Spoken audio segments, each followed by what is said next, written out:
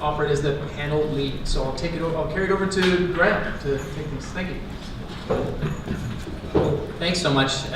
Just a huge thank you as well to the organizers. Thank you, Alyssa. Thanks, Anthony. Thank you to Rebecca, and thanks, John, as well, for the questions that you worked on for the panel. So my name is Graham Reynolds. I'm an associate professor at the Allard School of Law at UBC, and I'm the panel leader for this panel. It's my pleasure to introduce you to my fellow panelists, Julie-Christine Denoncourt, Daniel Cousins, Dmytro Yazhuk, and Julia Madden. Julie-Christine, who's joining us remotely, is project manager, source reduction at Équiterre, bringing together research, policy, and civic engagement to advance practical environmental action. Julie-Christine's work focuses on source reduction and circular economy issues. Daniel is the founder of the PEI Tool Library, Repair Café PEI, and Philip here. In these roles, Daniel seeks to increase Islanders' access to tools and repair. They're also part of the first cohort of UPEI's new Masters of Clean Tech Leadership and Transformation. Dmytro, who you had a chance to meet earlier, is manager of the Electronic Recycling Association in Halifax. In this role, he leads initiatives that promote environmental responsibility, among other goals, and works closely with businesses, nonprofits, and local communities to reduce electronic waste, support digital inclusion, and create accessible technology solutions. And Julie is the Ecology Action Center's Community Active Transportation Coordinator on its transportation team. We are both from Winnipeg, which we've been chatting a lot about in the few minutes prior to our session.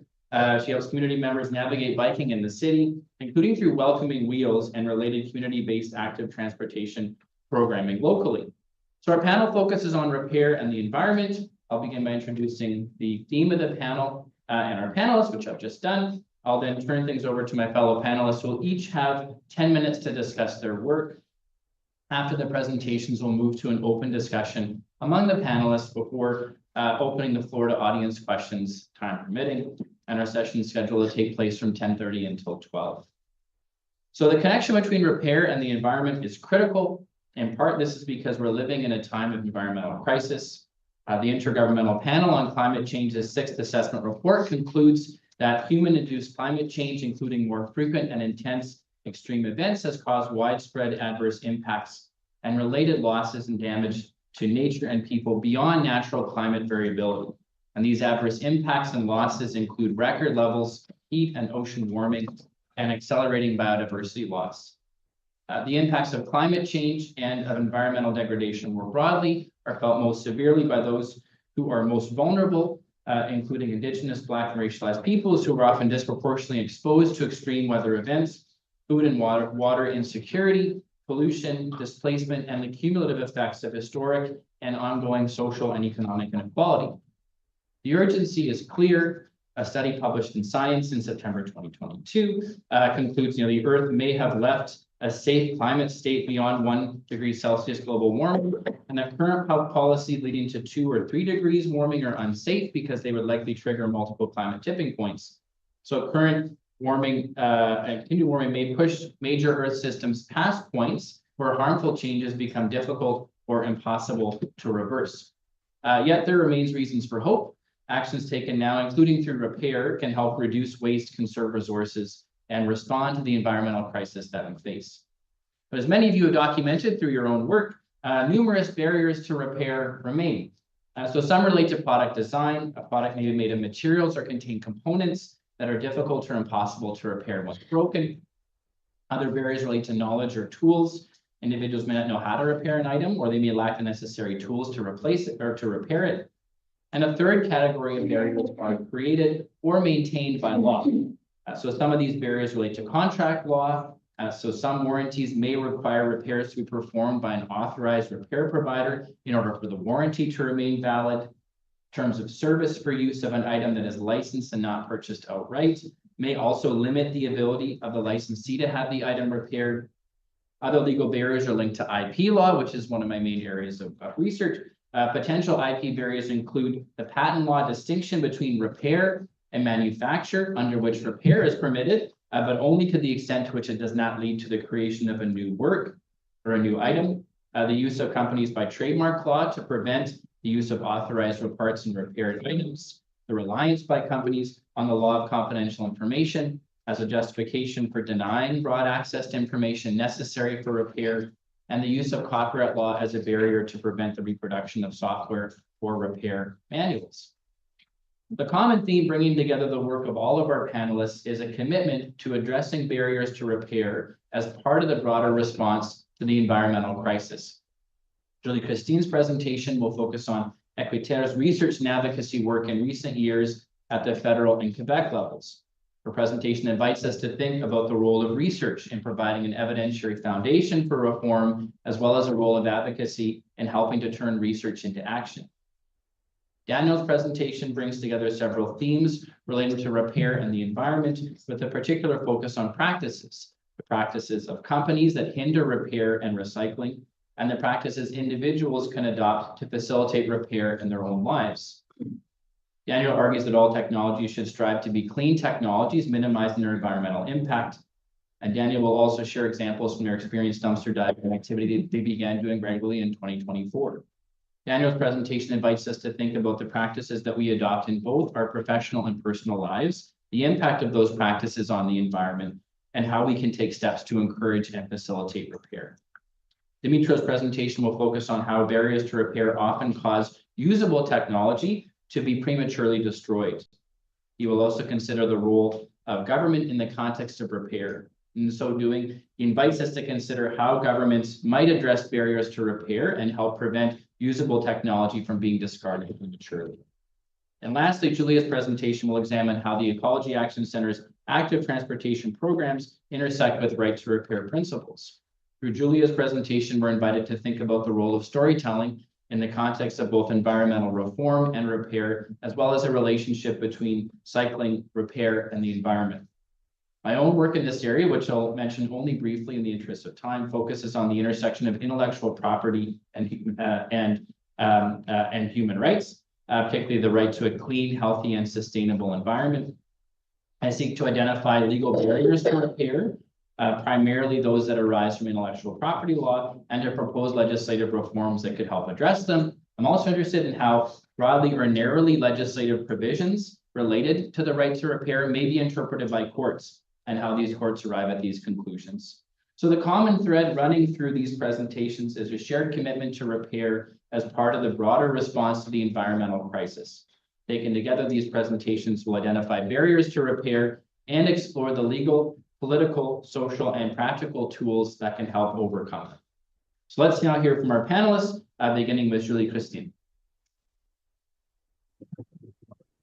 Hi, everyone. Thanks, Graham. So I'll just share my screen. Yeah, so you can see my presentation now. So hi, everyone. Today I'm going to talk a little bit about our work from the past years at Équiterre on access to repair and on product durability. But first, if you don't know Équiterre, we are an environmental NGO based in Montreal, Quebec, and we work both at the federal and provincial levels, but only in Quebec at the provincial level. And we work to influence the decisions of citizens, organizations, as well as governments. So for as the topic we're discussing today, Équiterre started to work on obsolescence of electronics and appliances in 2018 with the first research. And our main conclusion was that repair was a great solution to obsolescence for these products, whatever its form. But we'd also found out that repair wasn't very popular. So we had measured a really low rate among the Canadian population, but a high level of interest and a generally positive image of repair. So that's why we wanted to study access to repair a little bit more closely to see why people weren't repairing their things, but they were interested in doing so. So that's what we did in 2022 with our second report that focused this time on the barriers to repair and what were the levers as well to make this practice easier and more accessible for consumers. So we did an extensive survey among the population and interviews with repairers in Quebec to learn more about the status of repair in Canada And we also looked at our federal and provincial legal framework to see where changes could be made to favor this practice. So with the survey, we learned that a majority of Canadians were experiencing breakdowns of their devices, not surprisingly, and also that these failures occurred really early in the life of the device, so 2.8 years on average. And the major finding from that research was that only 19% of people who had a problem with their device had it repaired. On the other hand, what was positive was the appetite both from the population and the professional repairers for a variety of solutions to make repair easier. So as I've said, there is an interest to repair, and the solutions we suggested in this study were generally well received and supported by the population and the professional repairers. One of these solutions was a mandatory repairability or durability index, such as the one implemented in France since 2021. So that was the subject of our third report that we published in 2024. So we were wondering if such an index could be applied here in Canada, and if so, what would it look like, since the French one is not perfect, it has its flaws. So we looked at 28 different existing tools that assess and inform on product repairability and product durability. So we didn't just look at the French index, but also we looked at labels and logos that are voluntary as well. So we looked at the strengths and weaknesses of these tools, and based on that, we've made recommendations to the Canadian government regarding the implementation of such an index or such a tool. We also surveyed Canadians on their purchasing criteria for electronics and appliances, and we found out with this survey that reliability and durability was the second leading purchasing criteria. So that just demonstrated how relevant this information on repairability and durability would be for consumers. Following this research, we were contacted in 2025 by Environment and Climate Change Canada, so ECCC, to conduct a research on consumers' willingness to pay for this information on repairability and durability. So they wanted to go a little bit further. And so the result that I've just shared from our 2024 report was a self-reported preference rather than objectively measured. So we carried out this time an experiment where people would have to choose between different products with different durability and repairability scores to confirm or not that they were important factors in the purchasing decision. And ECCC also asked us to provide them with an action plan to implement such an index or such a tool in Canada. So the very first important result from this survey is that, yes, consumers are willing to pay to see that information about repairability and durability. So that's a really positive outcome for us. And we tested with two different products, so a washing machine and a smartphone. And for both of these items, when asked to evaluate the retail price of a device that had a high repairability or a high durability score, the respondents put a higher price on that product than for a product that didn't show any information about durability and repairability. So that's how we know that this information is important for them.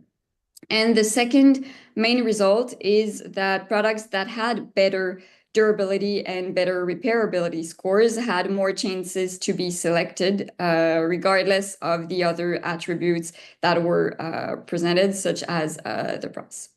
So all of these three reports are available on our website, by the way, in French and in English. You can either Google the title with some keywords and put Équiterre, or you can also write to me. I'll have my email address at the end of the presentation.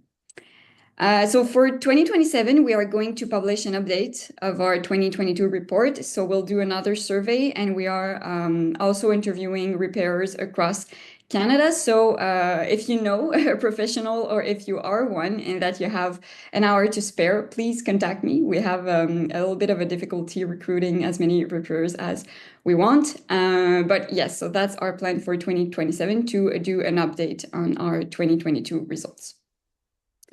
So now for our main recommendations based on the results of all these studies, I'd say we can regroup them in 4 main recommendations. So the first one is, not surprisingly, to amend federal and provincial legislations to ensure a right to repair. So we think that a strong right to repair legal framework must address several elements, such as the repair cost, the delay of repair, the availability of various elements, of course, but also ban some practices that make our products simply not repairable. The second main recommendation is to make repair more affordable, so by implementing economic incentives such as subsidies for consumers, as it is done in several European countries, but even in some municipalities here in Canada, it is already done. Our third recommendation is to implement a mandatory Canadian Durability Index following an action plan that takes into account the successes and failures of similar tools already implemented. And our fourth main recommendation is to ensure that training in the repair industry is maintained and developed, which is unfortunately not the case right now. So we see that some sectors are desperately short of people to take over. And the last thing I wanted to share today is how we shared these findings and recommendations with policymakers and the public in the last years. So each time we publish a report, we make sure to share it and to share the key elements with the media. And we have had numerous interviews for each of these reports. We are now well known as experts in this field, and we are frequently asked to comment in the media on this topic.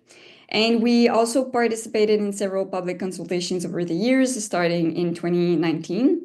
And we were invited in 2023 to testify before a parliamentary committee regarding Bill 29 that was adopted in Quebec. We had written a brief, of course, before that, and we wrote a few other briefs at the federal level as well.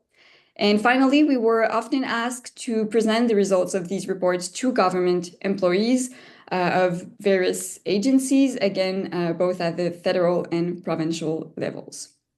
So I think that's pretty much it. I've put, as I've said, my email address here if you have any questions about our reports, if you want me to send you the links, or if you know someone who would like to be interviewed as a repairer for our study, please don't hesitate to contact me.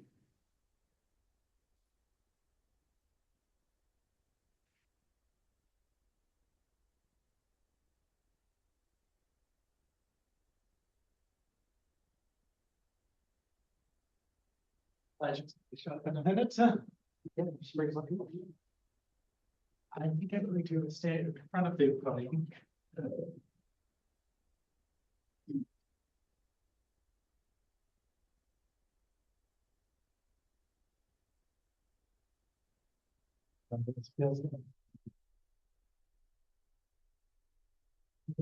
Shift my slide if I move them to.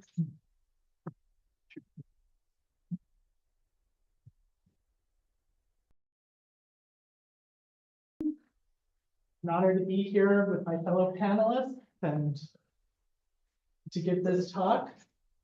Clean technology is repairable technology. It seems like a very obvious statement, but it isn't that obvious, really. So just a quick bit about me. Next slide. I am the founder of the PEI Tool Library. I co-founded the Charlottetown Tool Library with someone who's actually in this room. I'm the founder of Philip Here. That was an initiative to encourage people to use refillable water bottles and have access to it with a lot of local businesses. I am part of the first cohort of the Masters of Clean Tech Leadership and Transportation.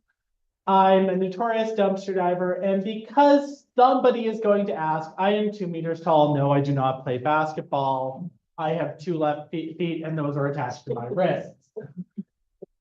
Next slide. What is clean technology? To answer that question, I found 5 key definitions. Next slide. I have one from Clean Tech Europe, focuses that says it has to be new technology. I got one from Cambridge because Cambridge is smart.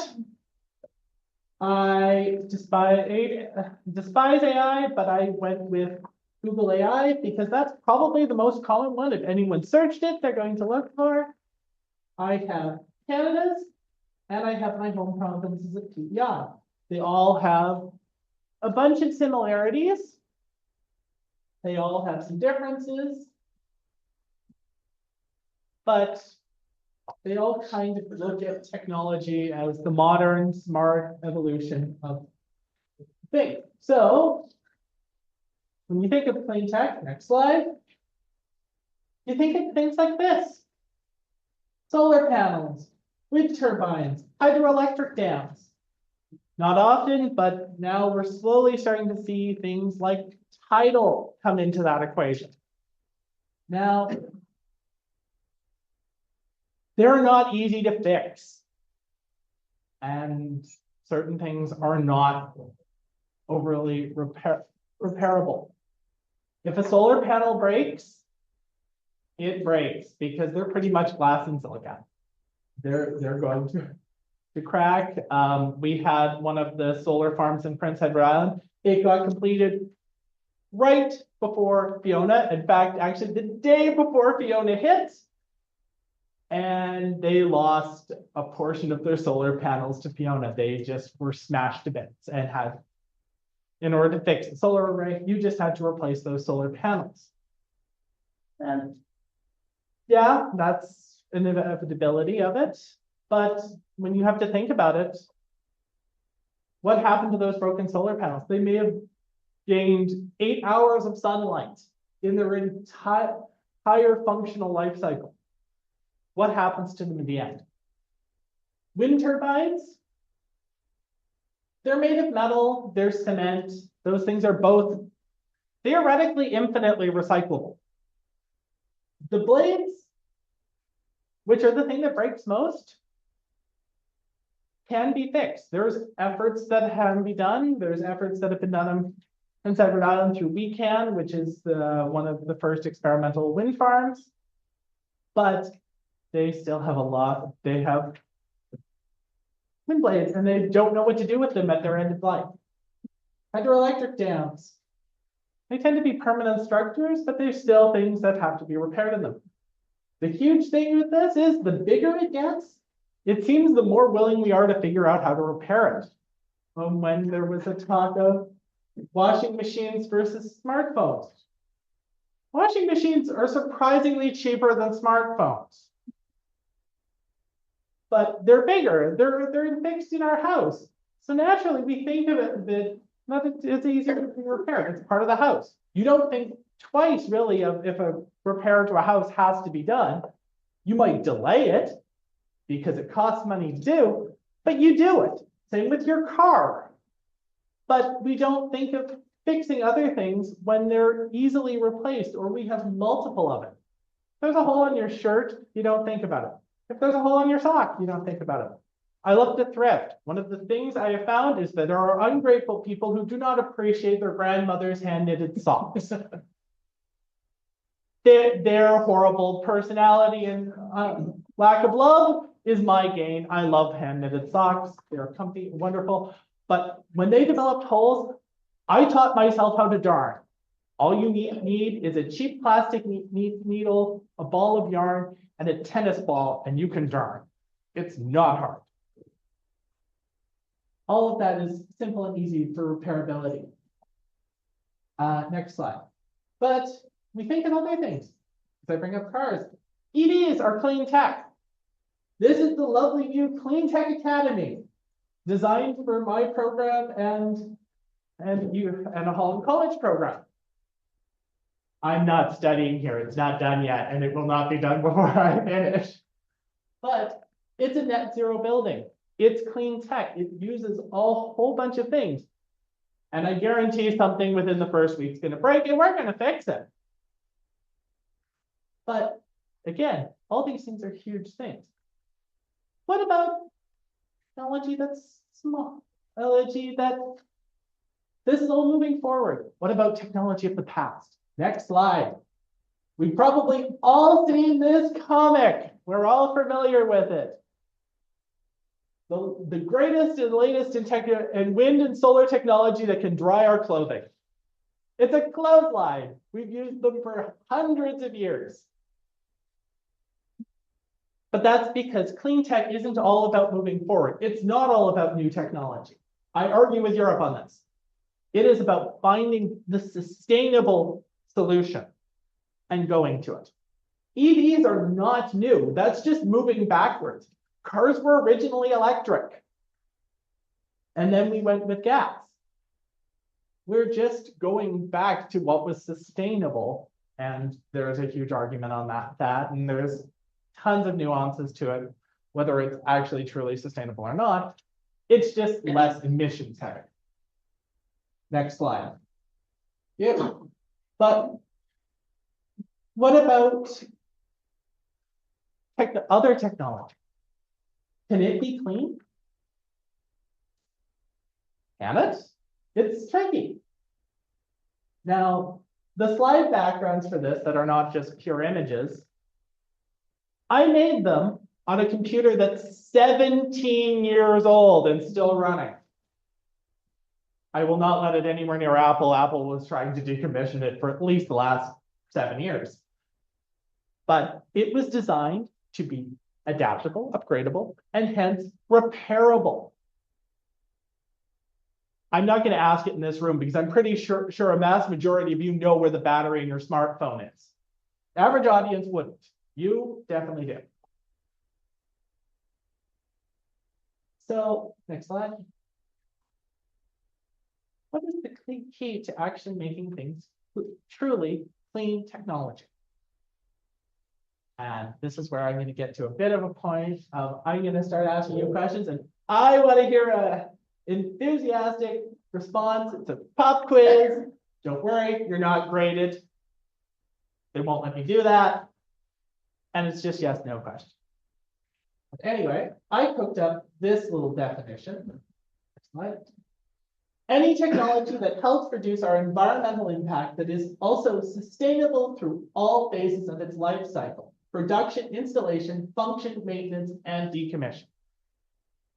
And that is important because if it's only clean while it's functioning, it's not really clean. It still has these negative environmental impacts. But the longer it runs, better that goes. So, does clean technology need to be new technology? Oh, there we go. A little more enthusiasm. There we go. We're gonna... Does clean technology have to be related to energy? There we go. Does clean technology limit itself to technology?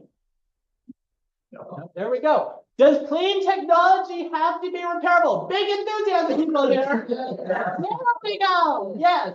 Thank you. And that is me.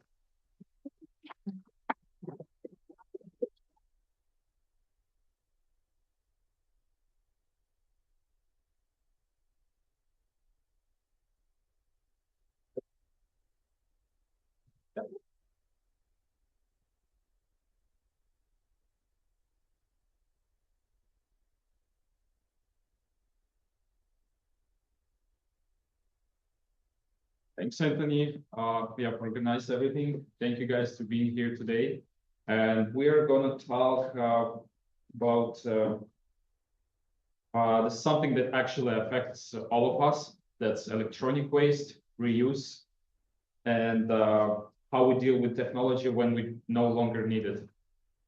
But I want to start with very simple idea. Before we ask how we do recycle this, we should first ask, can this still be used? Because very often the answer is yes. Like many countries, Canada is dealing with more and more electronic waste every year. And for example, in 2023, study found that e-waste in Canada went from 250,000 tons in 2000 to almost 950,000 tons in 2020. And by 2030, it could reach 1.2 million tons.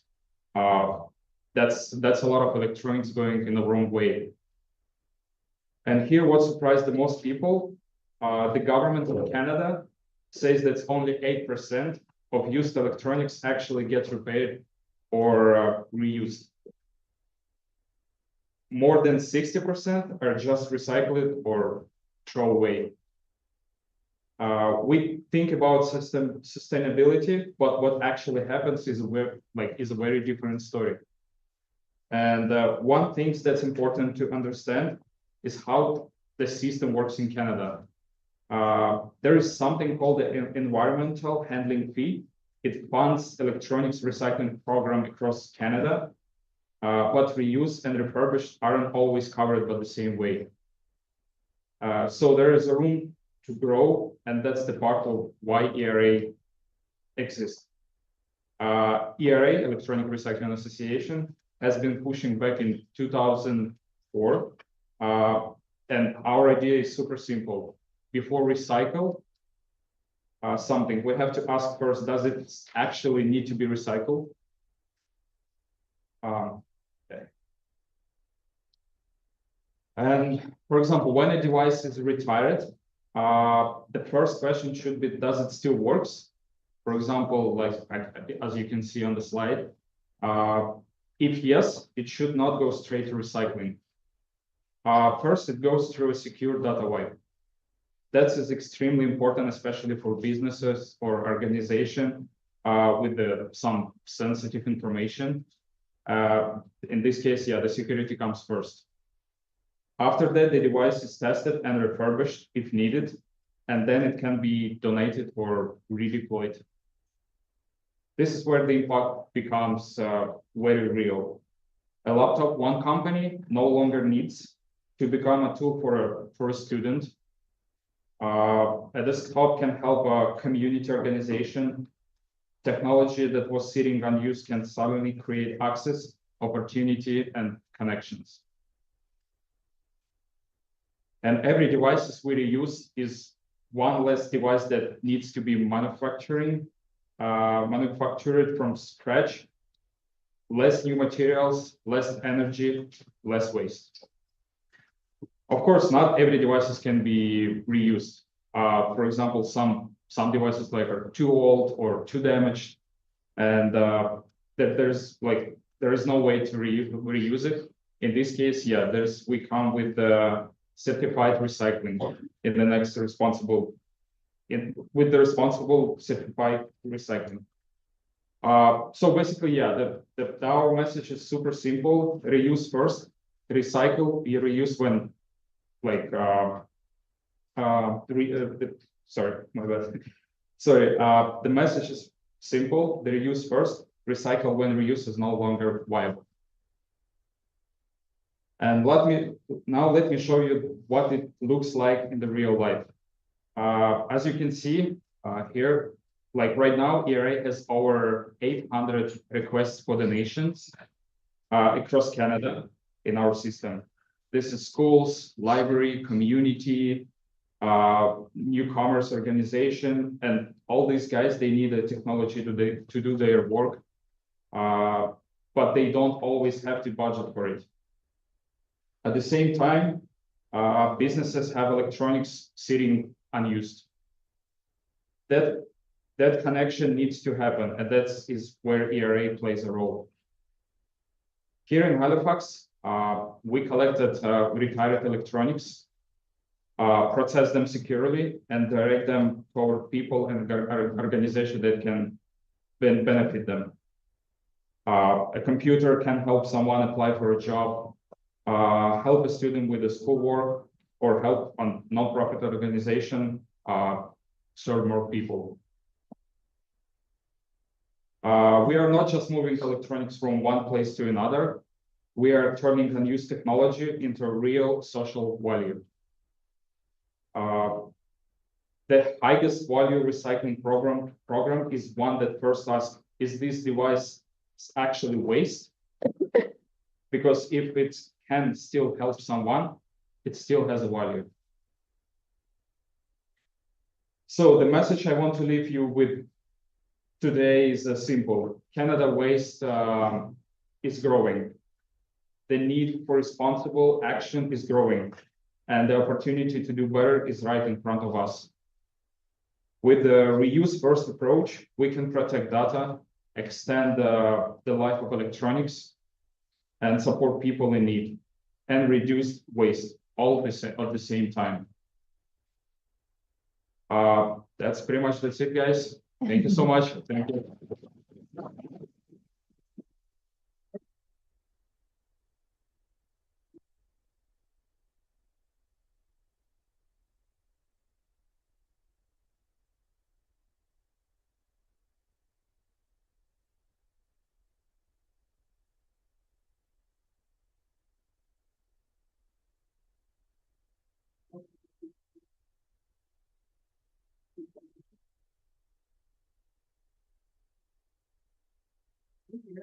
My name is Julia, and I work for the Ecology Action Center, or the EAC, as I'll be referring to it.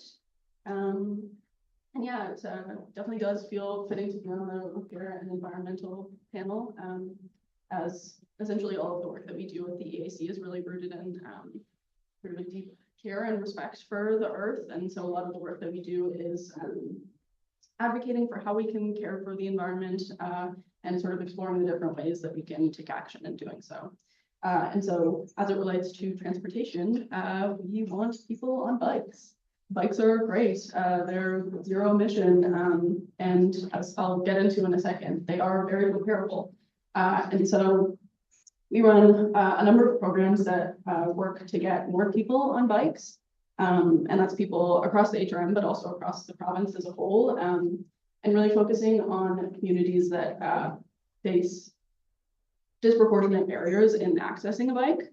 And it's also focusing on sort of helping people to use bikes in a more sustainable way. So not letting something as simple as a flat tire be the reason that a bike goes to the landfill, which does happen more than we might realize.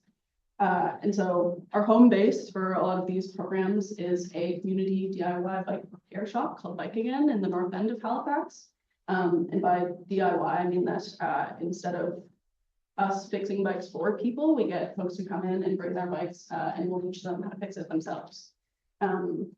Sort of similarly, we have a couple of traveling programs that essentially function as the community bike shop but on wheels.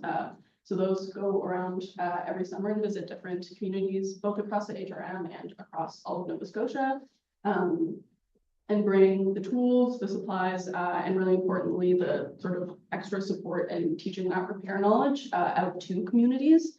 And yeah, sort of all of our programs are all focused with the goal of teaching people how to repair their bikes. Because I'm sure, as many of you may know, taking your bike to a commercial bike shop can be super duper expensive. And so I think in that sense, bikes definitely fit into this conversation, especially when we're looking at sort of higher end, more expensive bikes. You'll see certain companies who are designing components that can only be fixed with their tools and maybe even can only be fixed with their specific bike shops. And I think in those cases, we can see that very clear, I guess, violation of the right to repair. But what I will say is that in the work that I do and the bikes that I get to see every day, I'm really not looking at those super high-end bikes. I'm primarily looking at kids' bikes, but generally seeing bikes that are a little bit older and so have that older technology. And when it comes to those bikes, they're actually almost completely standardized. So I'll see a lot of different types of brakes, for example, but each type of component is built almost the exact same way, from manufacturer to manufacturer, from model to model. And so most things that I see, I know how to fix. And I would even go as far as to say that they are designed with repairability in mind. I see tons of components that are made with like adjustment screws built into the design so that you can adjust the springs in your brake arms, for example. On my bike that I own, there's like literally a little handle on the gear shifter so that while I'm riding my bike, like mid pedal, I can go down, turn the little knob and adjust my cable tension. So with all of that in mind, I think the work that we do at the EAC is really looking at asking the question of what repairable really means. So when we look at it from a design standpoint, and as far as I would imagine like regulating those manufacturers might even go, you know, are those bikes repairable? Yes, absolutely. If you have the right couple tools and you generally know how the components work, you can 100% fix those bikes. But that is sort of the key part. If you have the tools, if you have the repair knowledge. And for the average person, that's just not the case. And I can say that from personal experience. The only reason that I know what I know about bike repair is because I have the opportunity to learn it through the work that I do. And so what we're really looking at through our programs is repairable in the sense of access. So access to those tools, access to the repair training.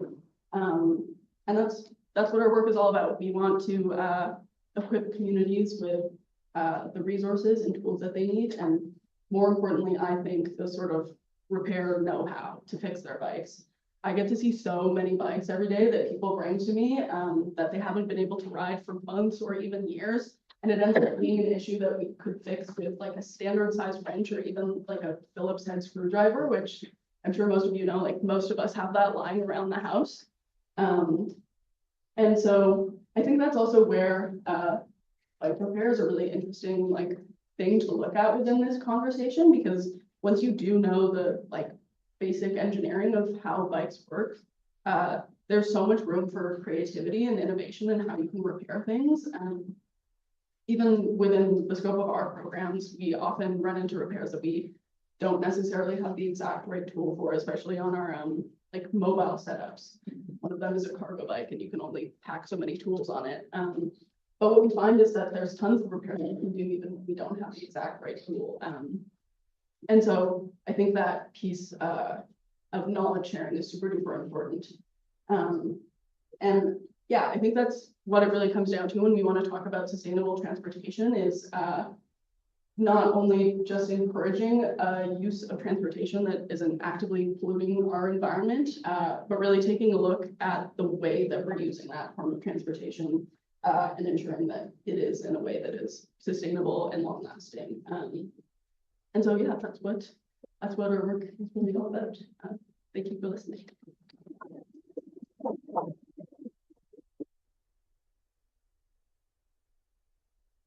Well, now we're now at the part of the panel where we're going to basically have an open conversation amongst the panelists, the three panelists that are here in person, and Julie Christie on Zoom. So I'll ask a question, a series of questions, and invite responses from our panelists. So feel free just to jump in as it works. So Julie, in your abstract, you mentioned storytelling in terms of the approach that you're proposing to take to your presentation topic. And so I wanted to use that as a jumping off point for the panelists as a whole, to ask, what role does storytelling play in the context of advocacy or in helping to convince companies or individuals to take action? Because one of the things that I've noticed from all of your work is that in different ways you're engaging in advocacy. You're persuading different audiences that they should take different positions or move to a space where they might not have been there before. So what are the techniques? What are the strategies that you use to help to persuade others that repair is important, that there's a connection between repair and the environment, and that they can take action in their own lives? Does anybody want to start? I can hop in. Yeah, I would say I don't, in my work, get to really have any involvement with like companies that are making bikes, for example. It's really all about the people that are using bikes.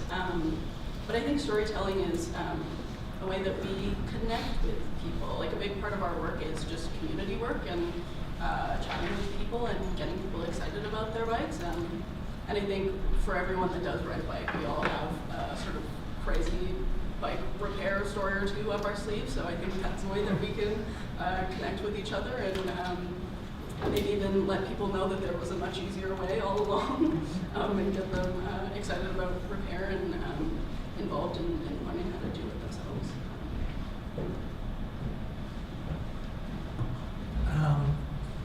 Stories are such a critical component of repair.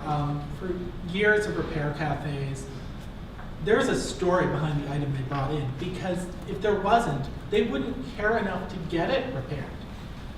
That is part of it, is that there's something connected to it. There's a backstory to this item. Getting to this convention, I have a bit of a repair story.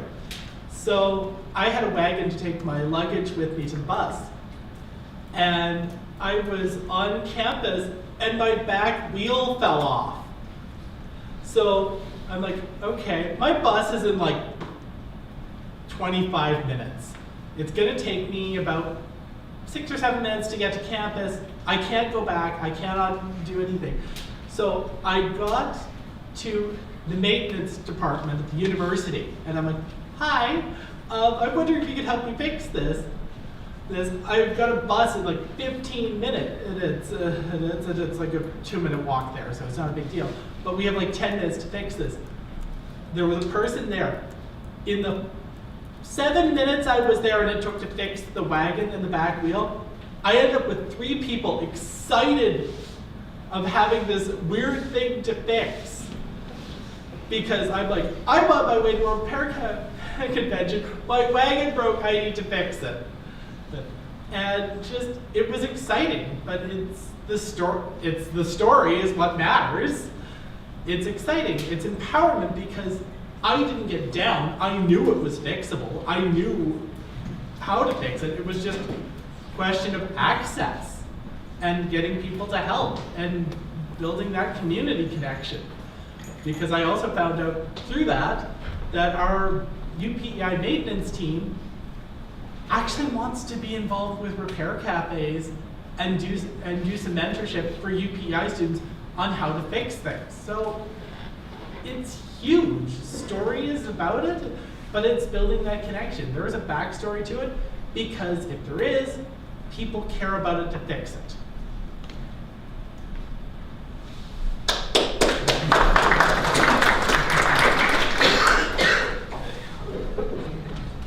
Well, usually, Christine, would you or Dmytro, would you like to weigh in on this question, or on this question of advocacy techniques or storytelling or ways that you try to persuade others? Yeah, I do have something to add. On our end, to try to engage policymakers or citizens in repair, we do try to use other arguments than the environmental.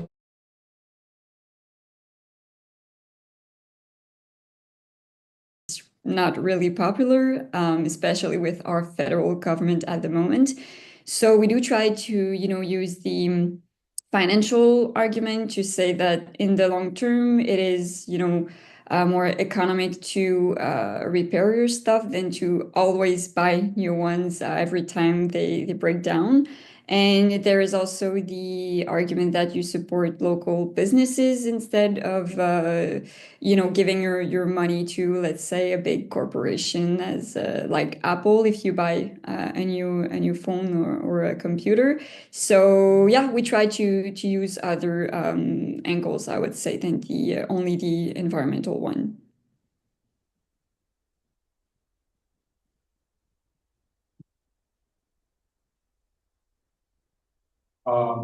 I would say, like, we trying to also using like different angles, how we can back to show people that we can try to reuse electronics first and then we can recycle. Because like we have so many clients, like before they knew about us, we just, they always told us, Basically, we don't know what to do with this electronics. We try to throw it away, just like a garbage or something. And we're trying to explain them and trying to show them, okay, this is still like has a value, so we can reuse it, we can donate it, we can give some person in need or individuals, and this is basically our mission, and we're trying to show the government as well. Like that's we don't need to push only the recycling program. We also need to push the reusing or like some stuff like that, not the new one. And we also like have like so many events. We're trying to do cooperation with the 2 libraries in Halifax, like just public libraries and any other organization, non-profit organization. So yeah. Thank you. I might ask later what role that libraries can play in the context of repair efforts, but that might just be a conversation that we can have. But you know, I think it leads to a really interesting question of the roles the government might play. All the panelists have identified different roles, different ways in which government might be able to step in to provide leadership or to take action or to help achieve progress in the area of right to repair and the environment. You know, Dmytro, in your abstract, you outline a number of different steps that government could possibly take. And so I just wanted to ask the panel generally if in your view you have thoughts of the most effective steps that governments could take to help take action relating to repair, either in connection to the environment or just more generally. I mean, so you mean the well, if there's I liked how in your abstract you set out sort of a number of different steps governments. Yes. And within those steps, are there some that you think would be the more effective than others in achieving progress in the area? Is it passing legislation? Is it connecting? Is it the role the government can play in connecting different parties? Is it providing funding to grassroots organizations? And I like the way that you have identified various roles. I guess they could be effective in different ways. Is there a certain cocktail that you think would work best in terms of repair? Yes. So like I said before, we're trying to show that the government as well that we can do something else, not just only trying to do recycling, but also we can like cooperate maybe with the government or maybe with other organizations to show them like what we can do, how we can do that, and try to like maybe we can ask them as well, like if you guys can like help us or like push more for reusing the reusing, not just only for recycle. And but for this we need like more attention, more people. We have to talk about it because a lot of people, they don't know about it, and we need like more talk. And maybe in this case the government, they will hear about us, and we can do something with it. We not only pushing the recycling, but also reusing too.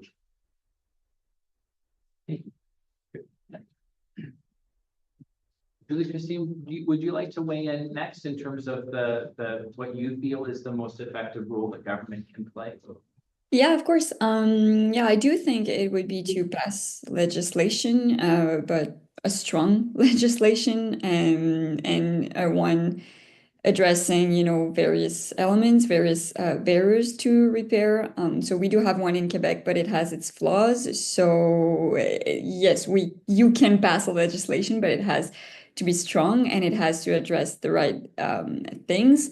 I think legislation is really important to require some things from manufacturers and from from retailers, and also to ban some practices that make our products not repairable. So I do think that's the first step, or the most important one that government could take. And in the legislation, you could also address, the financial barriers. So the thing I was saying about, how repair is often really expensive, you could address that in the legislation as well, by adopting a repair fund or a tax credit or something like that to make repair more affordable for consumers. So in one legislation, you can have lots of things that can help consumers and businesses as well. Daniel and Julia, what are your thoughts? Are there certain rules for government that you think are most effective? I would say from my perspective, at least as it relates to bikes, I think an important thing, totally not biased, would be government support, and like funding for programs like ours, or like those of other community organizations that are working to bridge that gap of access for repair, like tools and resources and knowledge, and all those things that make actually repairing your bike a bit of practical that's possible. I will build on that one of the things that I've seen municipalities do that is wonderful for bikes is how the repair stations. And I've seen it done well in municipalities. I've seen it done poorly in municipalities. Connecting them to libraries, building off that as well, is a wonderful thing. Like libraries maintain, they work really well when that is done. But they have to be in places where people bike, and they have to be places where they can be monitored, and you can get help when you need them. That's just critical. For the role of government, I'm gonna, there's tons of laws that could be pushed.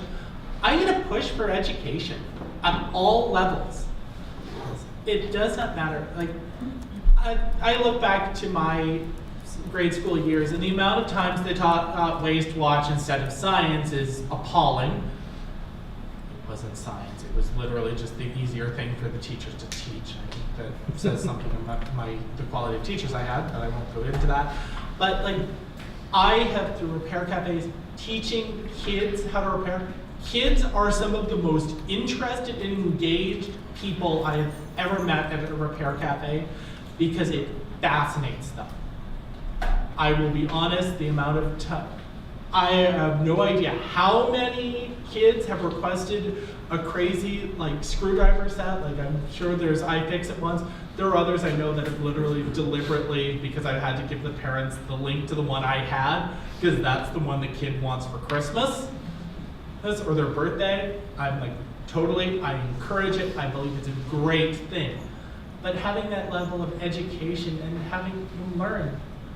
We don't teach people how to repair things in school, but most repair, what I've learned from dumpster diving is most repairs require basic skills that anyone can learn and anyone could pretty much master in an afternoon, or at least be good enough to do anything with it.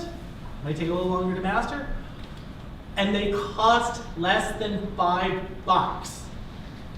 It's just a matter of having the knowledge to do it that cheaply. I want to take some questions from the audience, but before I do want to just bring it back. If you're willing to talk about dumpster diving, and I know you have those two themes with respect to your presentations, and I think they do fit really nicely in terms of individual practices that lead to repair that has environmental benefits. Yeah, so I do dumpster diving as a way of treating my eco-anxiety. It's cheaper than therapy, and actually, sometimes turns me a profit. I give away a lot of the stuff too. I don't sell it. If I have donated a flock's worth of sheep's yarn, maybe not exactly real wool, but synthetic, to nursing homes, crafters, just whoever needs it, or community programs. I've donated it. I've put in the work for it. This week, I pulled a sewing machine from a dumpster, And if I had a nickel for every time that's happened, I'd have 20 cents, which isn't a lot, but again, it's ridiculous how many times it's happened. But a lot of it, like some of it is so superficial that if these retailers, what does it say that they can just write this off and throw it out, that it's never been used, where they could have literally built a place and like mark it down to something ridiculously cheap, have them under $5 and have somebody who's ambitious take it on as a project, have it as an as-is for upcycling, recycling, whatever, or it's out of date, it's just we need it on dirt cheap. It is ridiculous the waste. And all we need are the people ambitious enough to want to do it, but it's scary, like it kind of intimidates people because they think it's garbage. Well, most retailer ones don't have a lot of goop and gunk, when we could really just encourage a culture of repair.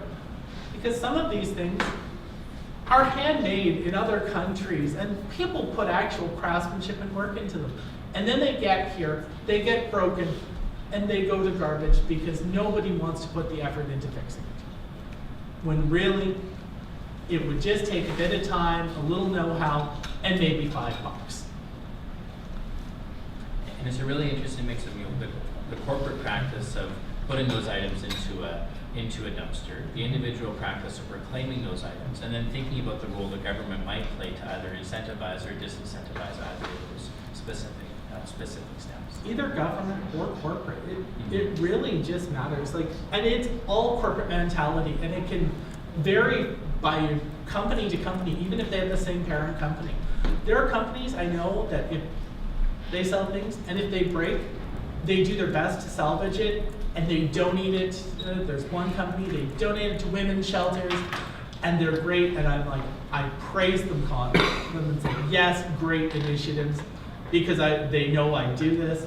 They've asked me questions, like, hey, how do you go about, if you find this stuff, because they know I'm sorry, for a company that has similar things, how do you go about it? Who do you send it to?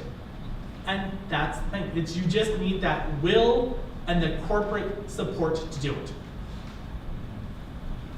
So the first question that came up was over here on this side. The second question was right here, and I think there's a third question down there as well. So would you like to ask your question at this point? I have a question. I've had Oh, sure. generation have always been recycle, reuse, repair. Yeah. And what stops a lot of it, I haven't just briefly was mentioned, the government, is the question of liability. It kills me to see stuff you can't recycle here because they can come back. And I look at manufacturers with the increase in the packaging of products as being a huge issue, that when you contact a company, why are they doing? Well, I'm a senior, I can't get info, number one. Number two is they're increasing their practice around because there's a liability. So if everybody have any input on where and how that's being addressed, or what role it plays, because like you said, you can dive to a dumpster, you're an individual, but you do have companies.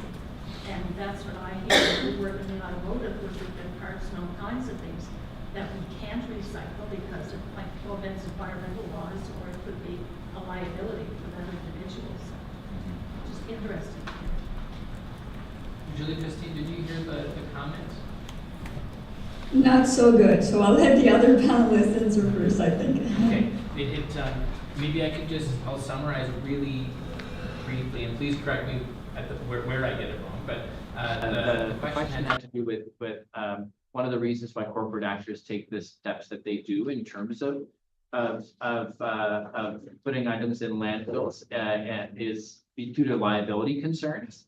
Has your work with Équiterre addressed questions around liability and maybe reforming liability structures to allow for more organizations or individuals to repair? Not so much, to be honest, not really around liability. I don't know if other people in the room had done research or work around this, but at Équiterre, not so much. Has anybody else in the room engaged with questions around liability and how, did you want to? No, I just mean, it's a concern. Okay. With the organization with this. Yeah. It's like if it's a problem, then it's like having I don't know. Okay, yeah. Yes. I want to ask, not so much about the liability of the product, but I want to ask Daniel, how do you deal with the really young people coming into the repair cafe? Because where I'm currently living, there are safeguarding procedures. And then how do you deal with the different generations in the repair cafe to pass that knowledge on? Because they might not want to do that. So That is a really good question, and I'm just going to think here for a second on how do I best approach that answer. So, for me, I don't treat them like kids. I treat them like adults. They're equals. They're there to learn, and they're excited to learn. And I'm going to engage with that. I'm going to match their excitement because it fascinates them. They're seeing something like they bring in a remote control toy car or something, and I open it up, and they get to see what's inside it. I remember the 90s. We all remember the see-through technology fad. That really was fascinating. We do not know what's inside this unless we open it up. And it's intimidating. I will state, honestly, the first time I opened an iPhone was terrifying. Because it has all these specialty security screws and all that, and you have no idea what it looks like inside. Thankfully, we have the internet, and there are good people on the internet who believe in sharing the greatest aspect of technology and sharing of human knowledge. This is, again, libraries. But the brilliant concept we ever came up with is that knowledge is supposed to be free and accessible. And that's the thing, it's working with kids and treating them like equals, but you teach them safety first, not safety third. You teach them to be safe. And you teach these as core ground rules. These are the fundamentals of everything. This is how you do this safely. This is how you do this responsibly. You do it with an adult. Now, I will admit, I have met kids that by a certain point in time, I trust them to do it more safely than the adult. They're the one I'm like, okay, this adult's going to do this. You're going to be their supervisor and show them because you know the rules and you will enforce them. And that is the great thing. Kids are knowledge sponges. And what you teach them as the fundamentals and the core rules, they understand. As the apprentice, you learn the rules. You embody the rules. Until you become a master, you are not allowed to attempt to break those. Because by the time you are a master, you know which ones can be broken and to improve them, and which ones you do not break. I did a workshop on how to repair lamps, and it was all adults, and there was an electrician in the room. I'm going to ask, what is the first step to repairing a lamp? Thank you! The electrician didn't get that one either, and laughed, because I'm like, step one, unplug the lamp. But if you tell a kid, it's obvious, okay, that's step one. That is the first thing I have to do. None of it's hard. But like I say, the key to teaching is if you can explain it to a child, you understand it enough to teach it to anybody.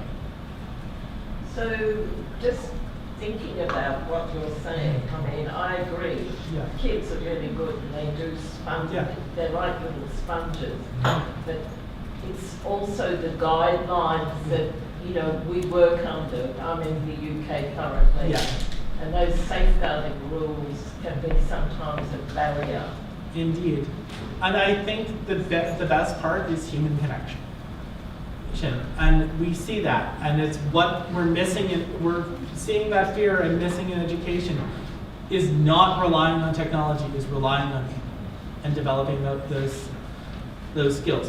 Because it's the thing that AI is never going to be able to take away is our humanity and our connection to other people. And how we build and create and how we figure things out through a tactile world. Because that is something AI is never going to get to. Yeah, I think you had a question in the I agree with a lot of things Daniel said. And I was just gonna comment about the store, but it's a power. Exactly. And I think those kind of stories are important. Like, it's so frustrating to have something break in the house, right? And so trying, getting other people to repair them, or found that the best way to do it yourself. And, my grandfather's generation, every single person, it's very, we don't value our garbage. That's why these things go in the garbage, because there's no value for me, right? And that's really unfortunate. I mean, there was something in terms of legislation you could do to make these things valuable, then suddenly, like recycling of other things like pop bottles or whatever, there's a value associated with that. If you had, okay, you get $10 when you take this to the recycling depot, rather than throw it in the garbage. Even if you don't want to do it personally, there's somebody that's going to get that cell phone and put it in the public place. So I think both ways of valuing garbage is something that works.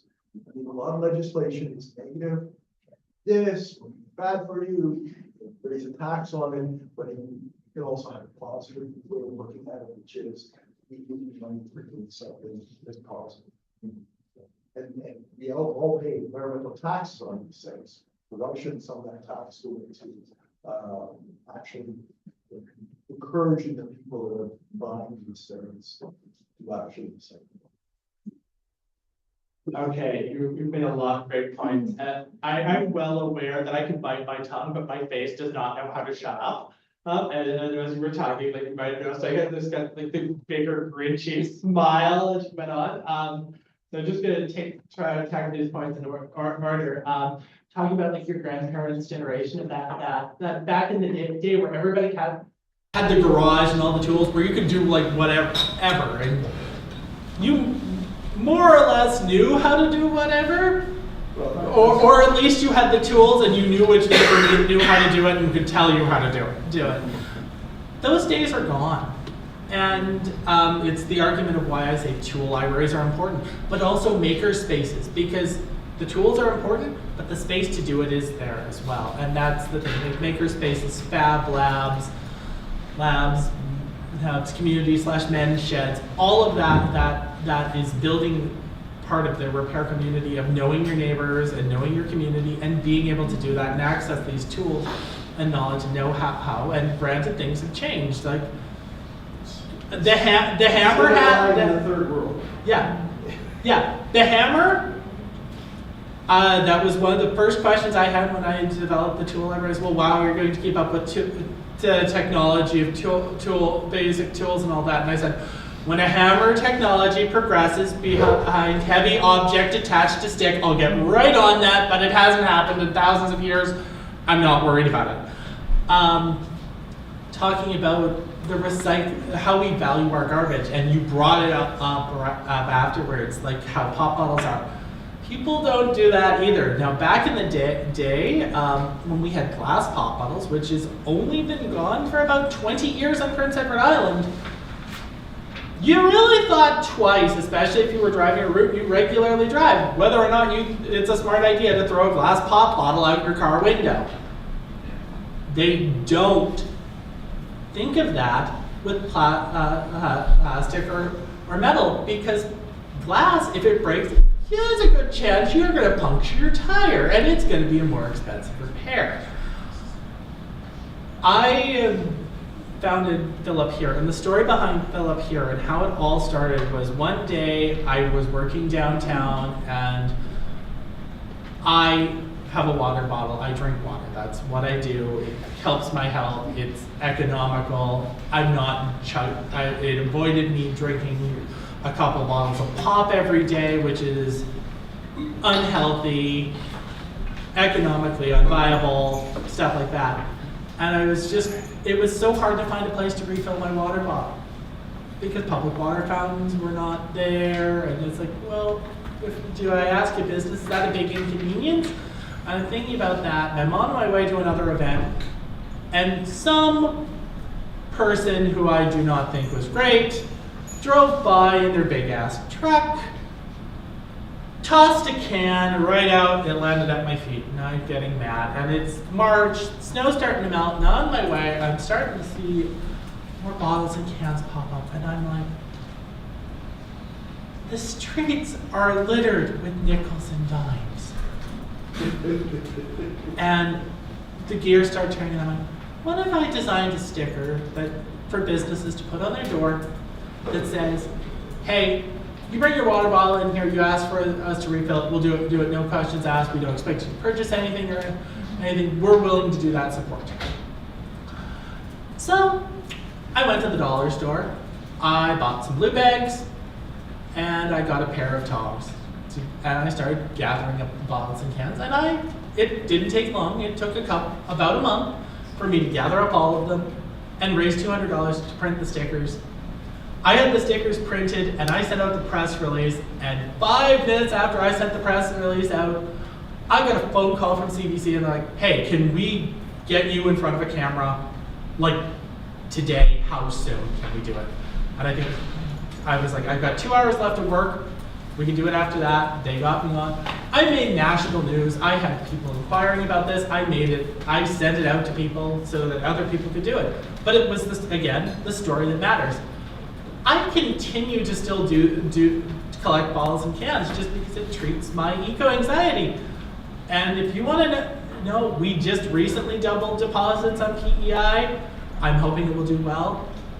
Because a few summers ago, I made enough from bottles and cans that I was able to pay for one of my university courses. I'm aiming for a filament recycler this year. So we've got 5 questions and 9 minutes. So I think what I'll do is gather up those questions. Lightning round. Yeah, I'll gather up the questions and then give the panelists a chance to respond to those that they're able to, and then hopefully those conversations can continue in the breaks and other sessions as well. And so we'll just take the questions without response. Sorry, 6 questions. We'll go right here in the front row first, and then the person in the white shirt. Did you have a question as well? No, I was just. It was for a colleague. Okay, great, excellent. So we'll go 1, 2, 3 in the back, 4 in the front, and then 5 in the back. Okay, perfect. Very quickly. Yeah. Thinking about the massive sales that Apple does on campuses for Mac products, what are the roles of institutions, so between the individual and the governmental, in encouraging the use of repairable technologies and brands that are designed to be more repairable?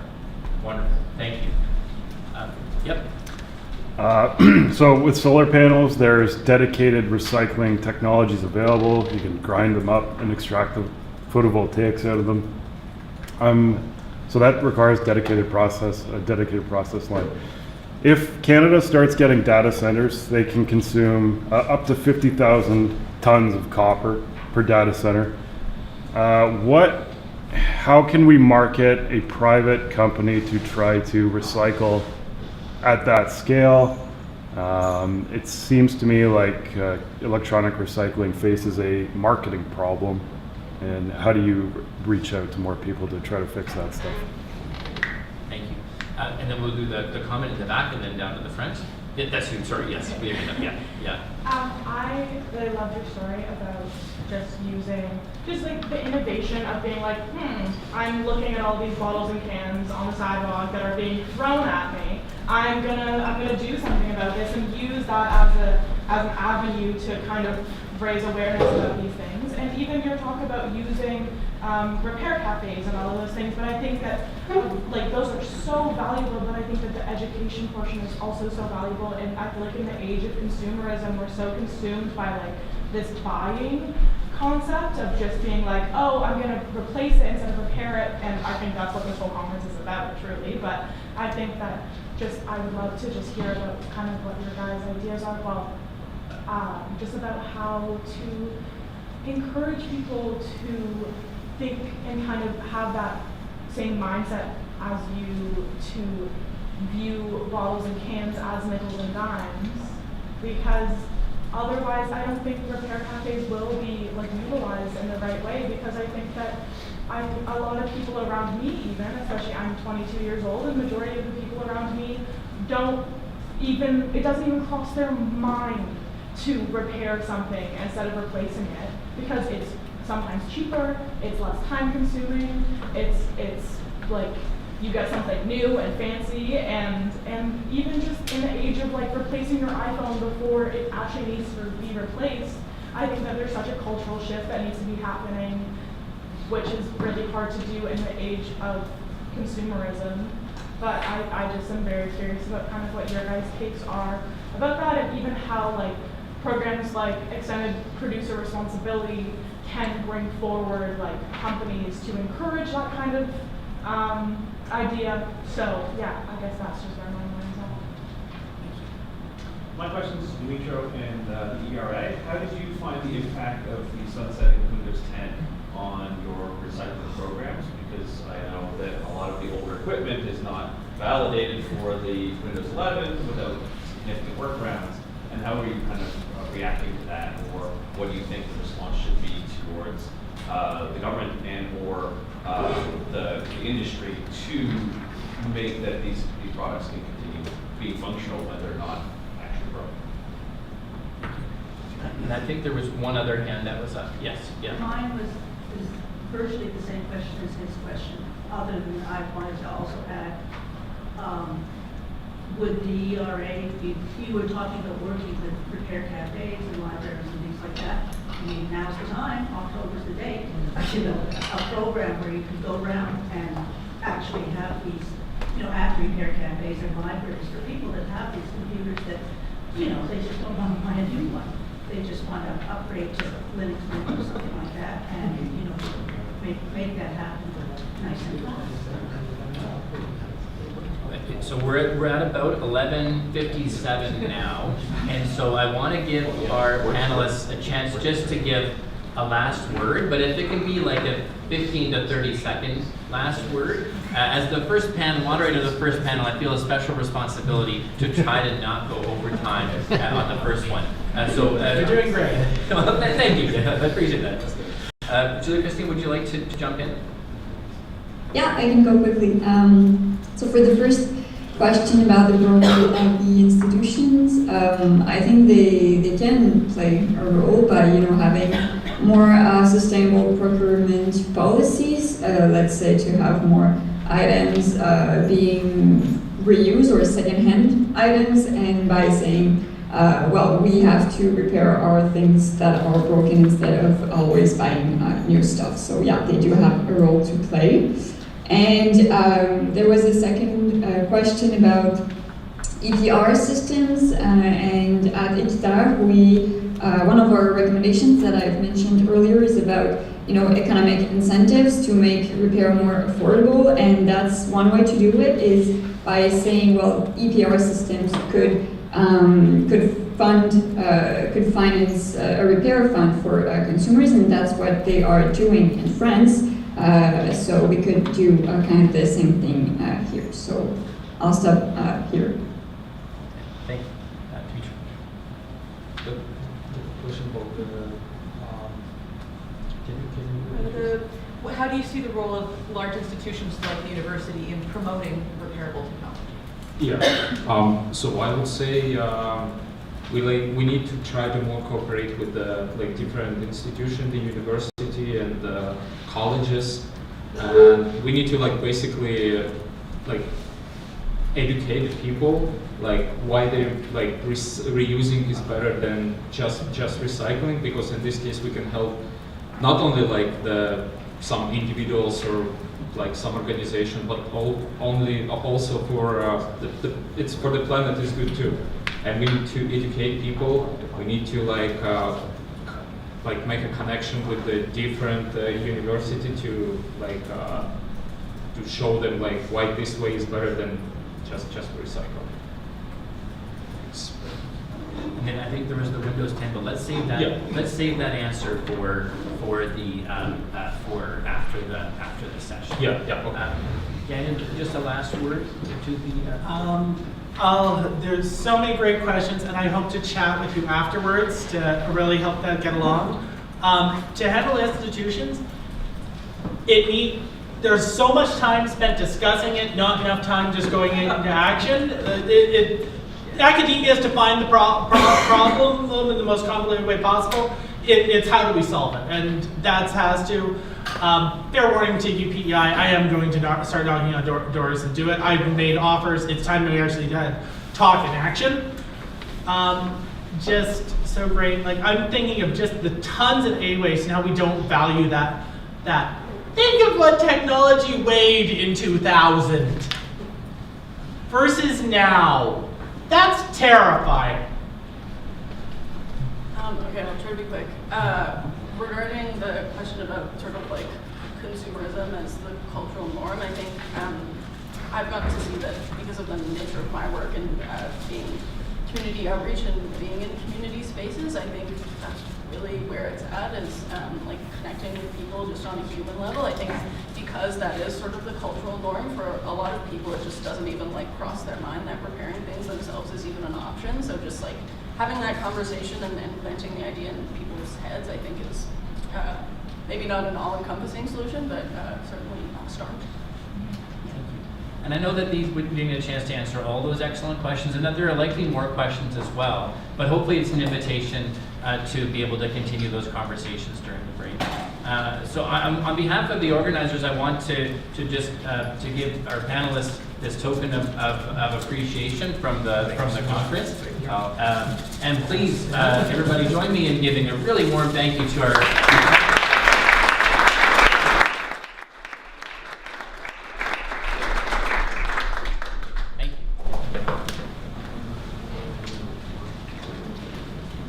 And on behalf of the conference organizers, thank you, Graham, for doing an excellent job. So we're now headed into lunch. We'll reconvene here at 1 o'clock. So lunch, you can pick it up next door in room 104, just behind us. And it's sort of a mobile lunch that you can take with you. And so I recommend that you go on up into the natural light upstairs where we've got things going on, Repair Café and so on, and to continue those conversations. So we'll see you all back in here at 1 o'clock.